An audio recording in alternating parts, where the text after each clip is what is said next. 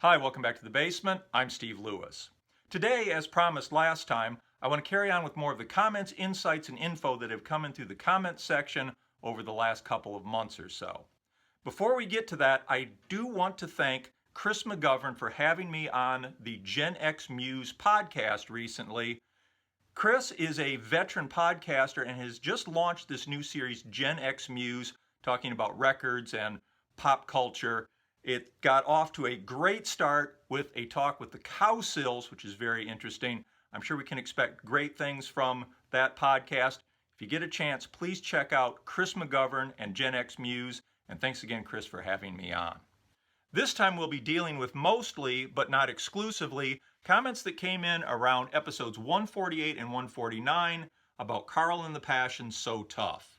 And in episode 148, I compared the Beach Boys' use of the pseudonym Carl and the Passions to what Eric Clapton and company had done, billing themselves as Derek and the Dominoes on Layla and other assorted love songs. Andrew Hudson made the distinction that Derek and the Dominoes was not an established band by another name the way Carl and the Passions were, that maybe Derek hid Eric Clapton's identity a little bit, but the similarity ended there. And that's a very good point. It also got me thinking about other established bands that had made records under pseudonyms. Predating Carl and the Passions, I was able to think of the Four Seasons billing themselves as the Wonder Who, and Bob Dylan as Blind Boy Grunt on Broadside Ballads Volume 1 in 1963. Following Carl and the Passions, I thought of Paul McCartney and Wings as the Country Hams, XTC as the Dukes of Stratosphere, and as the Three Wise Men on their Christmas single in 1983, Roxy Music as the Dumbbells on their 1980 Christmas single, and Elvis Costello as the Imposter in 1983. I don't think you can count the Travelin' Wilburys in this. Of course, each one of the members took a pseudonym for these records, but like Derek and the Dominoes, they weren't already an established band. Can anybody think of any others? I'm sure there are more. Particularly, I would be interested in other established acts that billed themselves on records under pseudonyms prior to Carl and the Passions in 1972. I'm sure there have got to be some others. Those are just off the top of my head. Please pass that along. And thanks very much, Andrew, for making that very important distinction.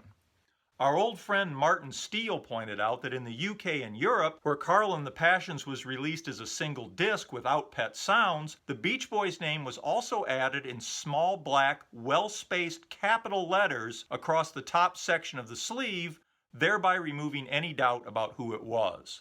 Moving on to episode 149, Tony S. pointed out that the bridge of Ricky and Blondie's Here She Comes, listen, listen, hear the music play, could have been the chorus. As he says, it's the kind of hook that they later build entire disco records around. It jumps right out at you. Pat Rowan also noted the vocal similarity of that section of Here She Comes to the Bee Gees' later work.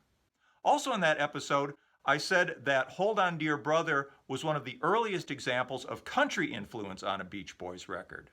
Robert Zastro reminded me that Cotton Fields is an even earlier example of a countrified Beach Boys sound. Joel Goldenberg mentioned preferring the version of Make It Good from the Sail on Sailor box set without the heavy strings. I think I agree with that, and I think that version might have worked better on Carl and the Passions. As I talked about, I always felt like Make It Good suffers by comparison to Cuddle Up with its similar heavy orchestration. The alternate version of Make It Good, apart from being really enjoyable on its own, would have stood apart more from Cuddle Up. I'm guessing a lot of time and expense went into those string arrangements on Make It Good, and taken on its own it's quite nice, so I can kind of see why it was selected for the album. I think there might also be some recency bias involved. I know a lot of artists, Dylan comes to mind, seem to tend to prefer what they've done recently, even if to the outside observer it's not quite as good as something that they might have done slightly earlier. Still, that alternate version is excellent and might have been a better choice in the overall scheme of the album. For anybody who might have missed it in the comments section on episode 149, I also wanted to pass along Ian Lee's anecdote about interviewing Brian Wilson. Ian has interviewed Brian 3 times, and on the second occasion, Brian asked him what his favorite Beach Boys song was, to which Ian replied, Marcella. And Brian, according to Ian, said, Marcella, really? That's your favorite? Which just, I can almost hear that in Brian's voice. The really amazing thing is, Ian says that Brian then proceeded to sing it to him, and that sitting 2 feet away from Brian Wilson as he sang Marcella to him was a highlight of his life, which is something I can certainly well imagine. Thanks for passing that along, Ian. That's a really cool story. Joel Goldenberg also noticed something that I had missed in the writing credits for Marcella. Tandon Almer was not credited on the original album or single. Almer is credited on the CD release from 2000, along with Brian and Jack Riley. As we talked about, Marcella and You Need a Mess of Help both reportedly started out with music by Brian and words by Tandon Almer. Jack Riley rewrote Almer's words, the titles changed, and Almer's name came off the credits. Almer's name went back on for Marcella eventually, but I hadn't noticed it wasn't on the original release in '72. After reading Joel's comments, I went back to the 1993 Good Vibrations box set. There, it's still credited to just Brian Wilson and Jack Riley. Clearly, something happened between 1993 and 2000 to get Almer's name added to that credit. If anybody has any more information, please pass it along. In more Marcella confusion, Joel pointed out the various stories about the production of the track. I talked about Brian's account from his book, I Am Brian Wilson, in which he says he did most of the session, then got tired and left the others to carry on. Joel pointed out that other sources give the production credit to Carl, including issue 139 of the Endless Summer Quarterly and the Sail on Sailor box set. In his famously unreliable 1991 autobiography, Wouldn't It Be Nice, Brian is quoted as saying, Carl and the Passions is an album I had no part of. Of course, it isn't that unusual to have this kind of confusion, especially with tracks recorded kind of casually at Brian's house. I think that may be one of the reasons that we have this sort of blanket production credit for the Carl and the Passions album. Joel speculates that maybe Brian handled the track and Carl handled the vocals, something along those lines, which is certainly a possibility. I agree with Joel's statement that we could definitely use a good reference book on this stuff, though I think a lot of it probably comes down to people's memories, and maybe with things being recorded over a period of time and at Brian's house, the division of labor wasn't all that clear-cut anyway. Very interesting stuff, and thanks for catching those inconsistencies, Joel. Our good friend Chris Rainbow recalled an interview with Alan Jardine done for the UK Beach Boys fan club Beach Boys Stomp, in which they went through the Beach Boys back catalog, discussing each album with him. Chris says that when they came to Carl and the Passions, Al groaned and said, "Oh, I hate that thing." Chris said he remembers that Al was talking specifically about You Need a Mess of Help to Stand Alone, but he seemed to be generally unhappy with the band's direction at that time and indicated how confused things were. As we talked about in the episode, Al made similar comments along those lines recently, again in the Endless Summer Quarterly, in which Al says it's hard to assess the album because it was a bunch of different pieces and that it should have been called Spare Parts. I've kind of gotten the feeling reading Al's comments, especially in recent years, that he's started to tread lightly when reassessing the Beach Boys back catalog. I can kind of understand that. There's no upside for him to put down earlier work, especially when it's beloved by so many of the fans, even if the band members themselves don't recall it all that fondly. It's probably also a lot easier to be dispassionate this many years on. Comments from Chris Rainbow and others have really led me to an appreciation of the Beach Boys Stomp UK fan club and how important it has been for Beach Boys fandom over the years. In comments on episode 150, John Hammond wrote about Beach Boys Stomp and the annual conventions they used to hold in London. In particular, he recounted the 1988 convention where a tribute band appeared. After a couple of minutes, they stopped, saying there was a technical problem. The curtain closed, and 10 or 15 minutes later, when it opened, there was Brian Wilson launching into Surfer Girl. Afterwards, he signed items for fans.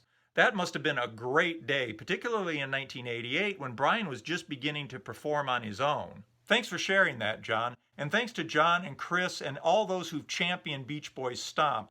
I've come to appreciate that it is a really important part of Beach Boy history on its own. I'd like to put together an episode about it sometime if I can find enough information. And speaking of Chris Rainbow, he recently posted that he's taking a break from YouTube for a while and may not be commenting.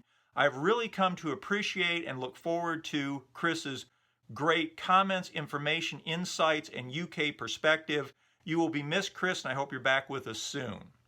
Along similar lines, Peter Flegg, who's a regular commenter, always coming with great stuff, is taking a holiday soon. He'll be gone for a few weeks. I hope you have great travels, Peter, and we're looking forward to you being back with us. Talking of Warner's decision to release Carl and the Passions with Pet Sounds in the U.S., George Heehan says that by 1972, copies of Pet Sounds were getting hard to find, particularly in mono instead of duophonic.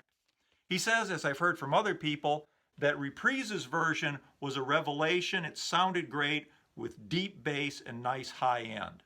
Before we leave the subject of Carl and the Passions, I wanted to pass along a story from Robert Zastro. He says that years ago he found a single disc copy of Carl and the Passions at a U.S. thrift store. He thought the cover looked a little weird. He got it home and realized that somebody had actually sawed the double disc copy in half, and he just had the front of it, which I guess is one way to get a single disc version. Didn't turn out too bad being a thrift store purchase. I'm sure it didn't set him back too badly. And he says that he eventually found somebody that wanted to have it and bought it from him, even realizing it was a bisected version. I really enjoyed that story, Robert. Thanks for passing that along. On the subject of the Beach Boys' 1972 emigration to Holland, which we discussed in episode 154, U.S. Pop Culture 1972 Part 8, we talked about how the band had said they decided to make the move because they thought a change of scene would be good for group unity and creativity, and that they, and seemingly in particular manager Jack Riley, loved the country. Some additional information in the comments section added context. Chris Rainbow, with his UK perspective, has, over the course of many episodes, given us a fascinating and detailed history of offshore pirate radio, which brought great rock music to UK airwaves back in the day. In this particular episode, he talked about Radio Veronica, which was based in the Netherlands, and he speculates that access to Radio Veronica and publicity from the band moving to Holland might have been a motivating factor in the Beach Boys making the move. Certainly, UK and European audiences were never more important to the band than they were at this particular juncture in their history, and I have no doubt that Chris is right that at the very least, Radio Veronica was firmly in the pros column when they were deciding to make the move. Chris also has the impression, from his observations at least, that the UK and European press were much more restrained and respectful in their coverage of the band than the US press, something I'm sure the Beach Boys would have welcomed at any time, maybe particularly in the early 70s. Our friend Burlington Bill talked about the Beach Boys' famous appearance at the Concertgebouw in Amsterdam back on December 18th, 1970.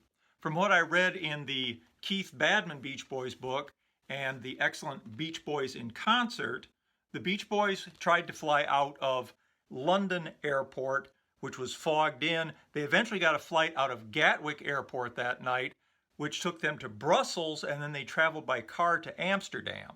They had been supposed to take the stage at 12:30 a.m. By the time they arrived, it was 4 a.m. They expected by then the place would be empty. To their amazement, the house was packed with a still enthusiastic audience who went on to impress them even more by yelling out requests for new material instead of oldies. Afterwards, Carl Wilson told a Dutch magazine, "I love this audience. Our last album sold poorly in the U.S., our financial situation is disastrous, and here we have success.